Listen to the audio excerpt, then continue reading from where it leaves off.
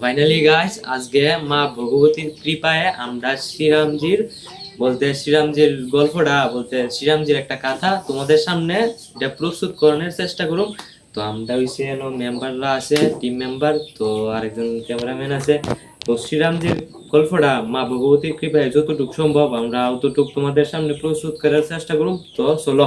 তো এখানে রাজা বানাসুর এখানে শিব ধনুকটাকে তোলার জন্য আগে এসেছেন। তো দেখা যাক তিনি কি এই ধনুকটাকে তুলতে পারবেন।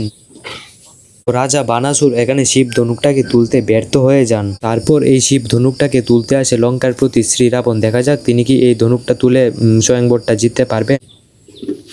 তো এখানে রাবণও এই শিব ধনুকটাকে তুলতে পারেনি।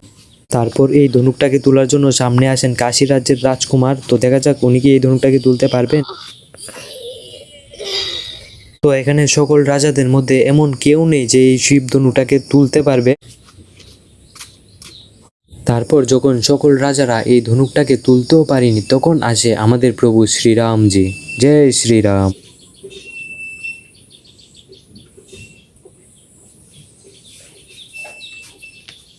श्री रामचंद्र जी की जय। जय श्री रामचंद्र जी की जय। जय श्री रामचंद्र जी की जय। মা ভগবতীর কৃপায় শ্রীরামজির যতটুকু পারি গল্প কথা আমরা ধ্যানের তোমরা চেষ্টা করছি। আজকের গল্পটা এইতে দেখি। সাবস্ক্রাইব করবেন, লাইক করবেন।